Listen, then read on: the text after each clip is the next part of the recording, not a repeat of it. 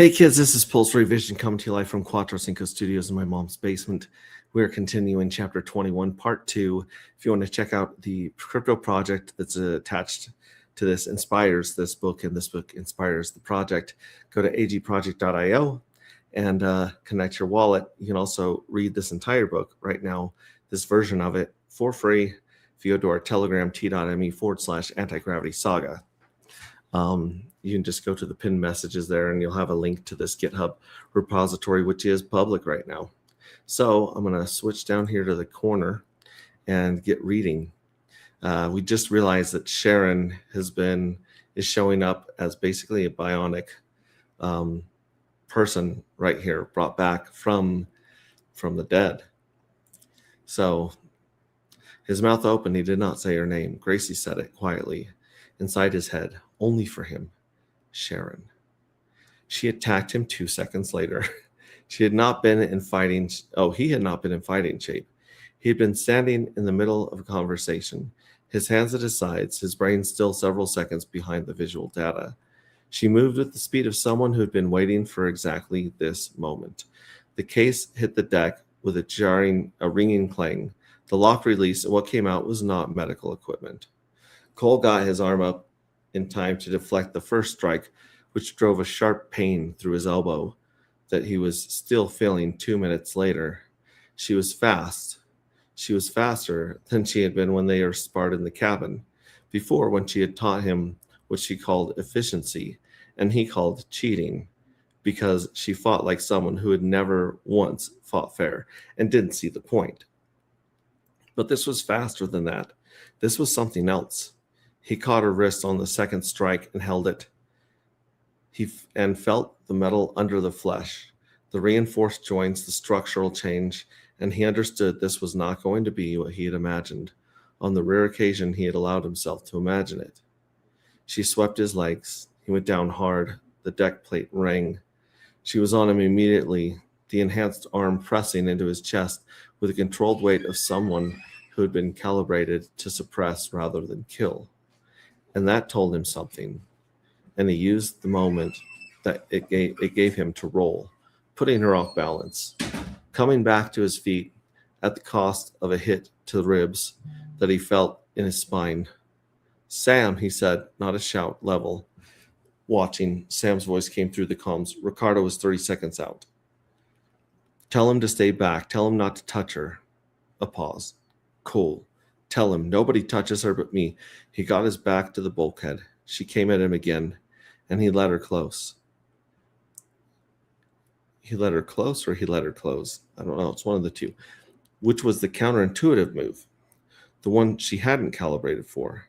And he took the hit to his right side and wrapped his arm around her and held. He held the way you hold something that's trying to get away from you. Not to pin it, but because holding it is the only alternative to letting go. And letting go was not available to him. She was stronger. He knew she was stronger. The plating and the augmentation gave her a force he wasn't going to be able to sustain. He wasn't trying to win. He was trying to buy 60 seconds. Sharon, he said, not loudly. No change. Sharon, his voice, with her name in it, sounded like a different voice from the one he usually had. Quieter and more naked. I know you're in there. I know you can hear me. You can't fight this. Oh, you can fight this. Nothing. The condition was not a wall someone knocked on. She got her arm free and drove her elbow up. He got his chin out of the way in time and took it on the side of the head instead, which sent the world sideways and put him on one knee. His vision doubled, then resolved. She was standing over him. She had the secondary weapon from the case.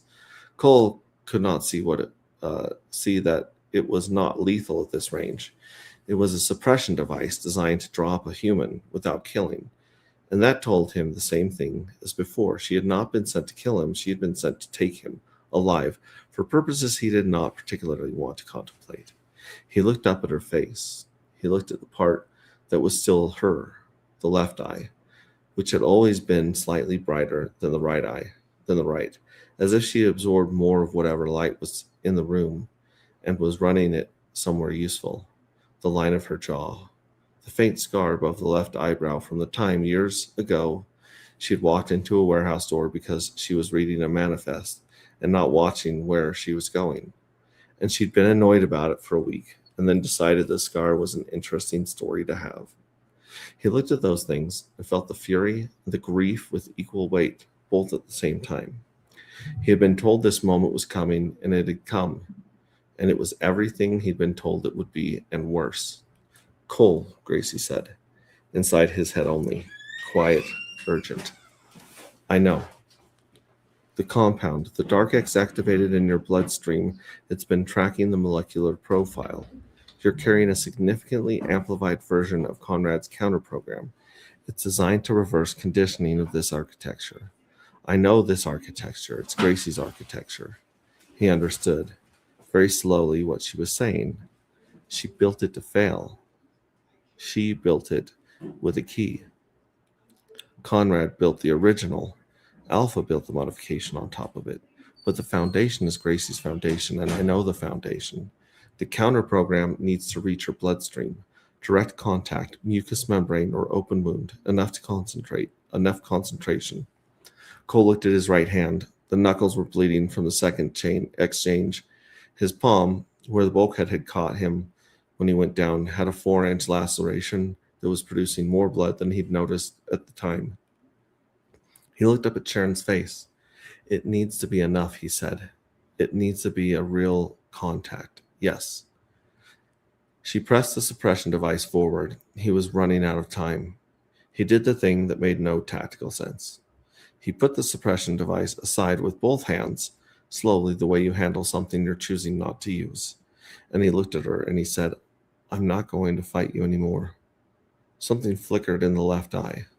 Not recognition, not yet, but the condition was a thing that had been built for a specific input-output sequence, and this was not in the sequence.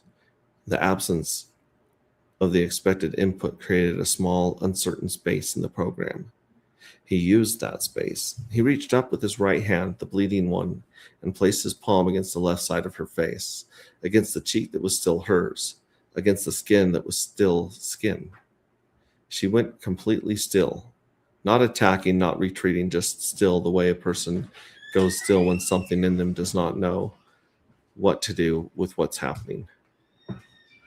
Cole held his hand against her face and felt the warmth of her beneath the augmentation, and said very quietly her name. Not the name she'd been given for this operation, her name. Sharon. The compound didn't work the way Gracie had described, quick, clean, a switch thrown. It was slow. It was slower than anything Cole had imagined, which meant it was the longest he had stood in one place holding one thing in the entirety of his life. He kept his palm against her cheek. She had not moved. The weapon had dropped to the deck. The enhancement arm hung at her side.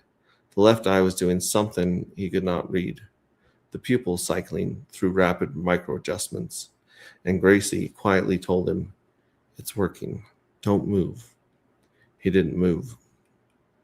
Heavy was at the corridor entrance. Cole could hear him without looking.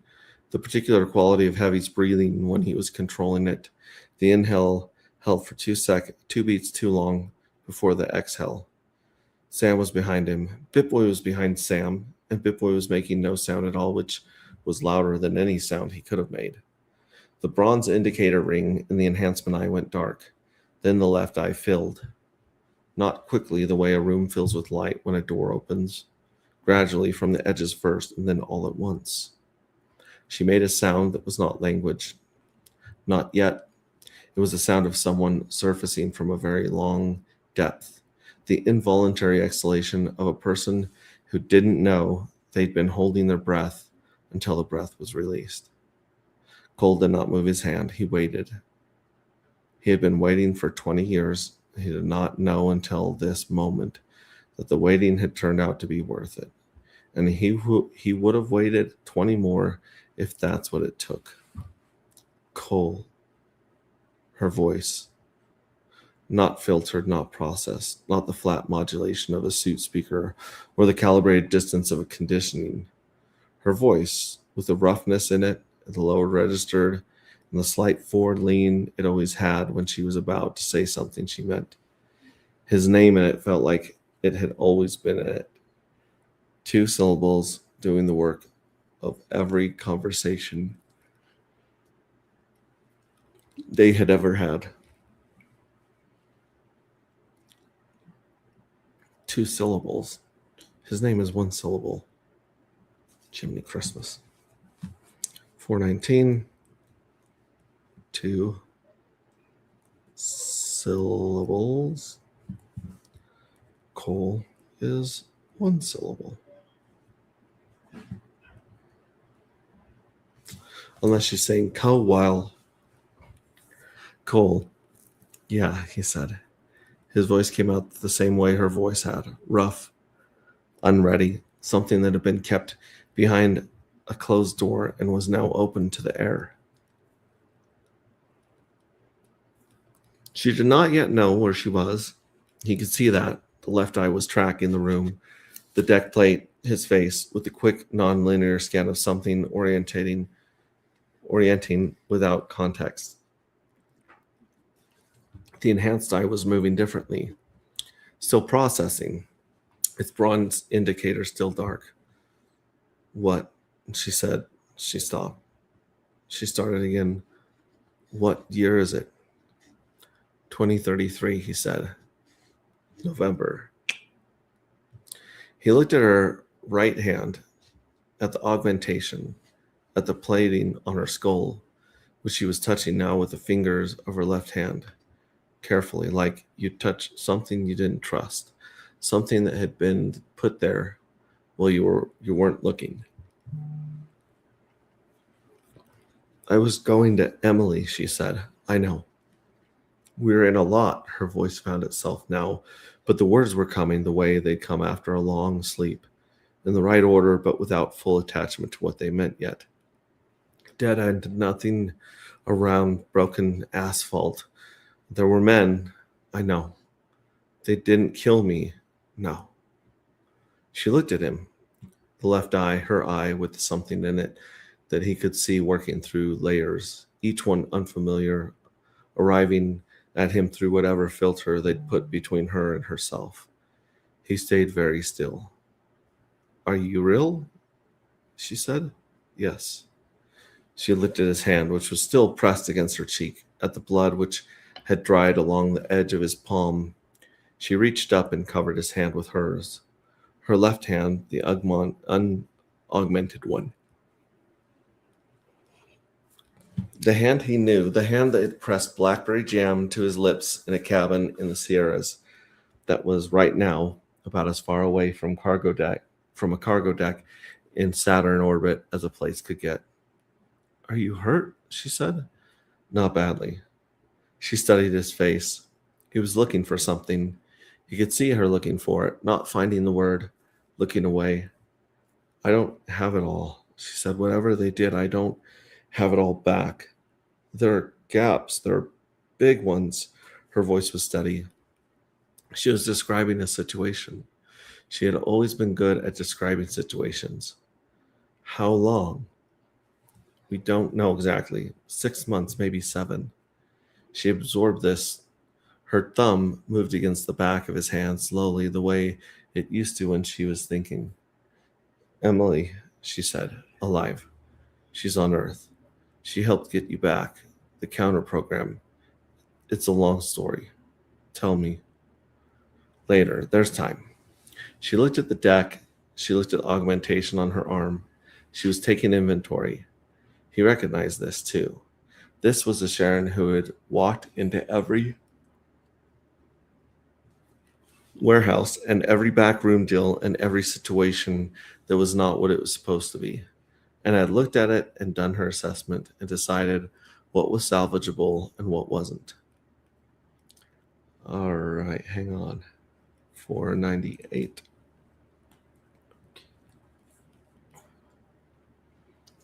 To 501. should be more than one sentence. Usually I just put these right into Claude, but I'm waiting for Claude to reset.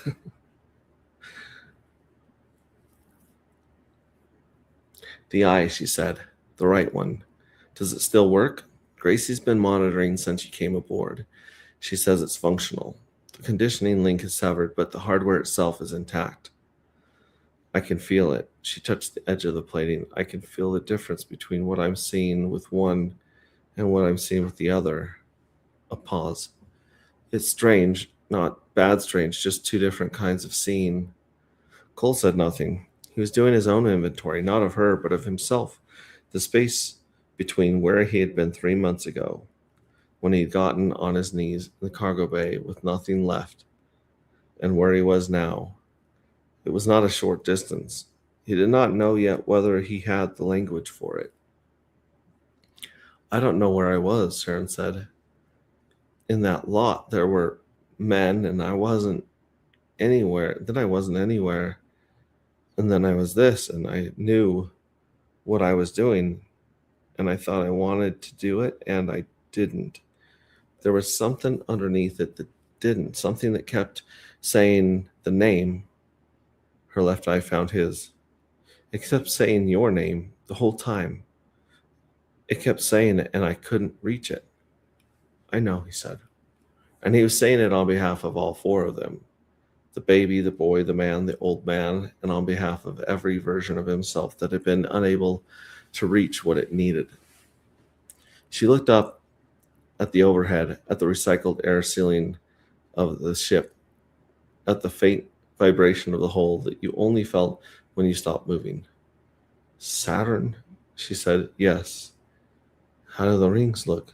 He almost smiled. Better in person. She looked at him.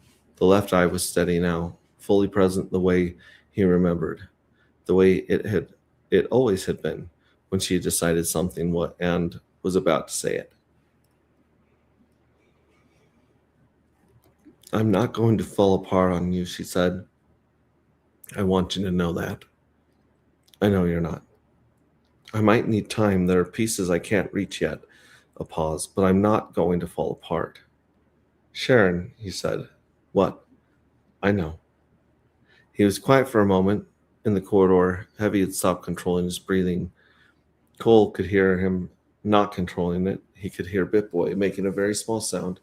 There was not sadness and not relief. It was both of these things. Is there anywhere to sit down on the ship? Sharon said. I've been standing for a very long time. The hull shuddered. Not a sound, a felt thing, transmitted through the deck plate, through the boots, up through the body, the way a ship always communicated when it had something to say, that the instruments would confirm a moment later. Cole felt it before anyone named it. He'd been waiting for it since the day he dropped Mint's letter in the still waste bin. The rings had started moving. She was back, and the rings were closing. Both things were true at the same time, for the first time. All right, so that's part 2, guys. Shout out to Red Squirrel here. He's got the best deals right now on his aggregator on Squirrel Swap. So if you guys need some darker matter to come to agproject.io, you might want to go to Squirrel Swap and pick some up. Hello, Mex and Red Squirrel. Hello, Believe in Yourself. Good to see you too. Okay, so we got one more part, obviously, here on chapter 21, but Sharon is back, and the rings are rotating. So we will catch you on the next one. Again, come to t.me/anti-gravity saga to read the whole book. Come to agproject.io to play the game, and we'll see you on the next one. Ciao.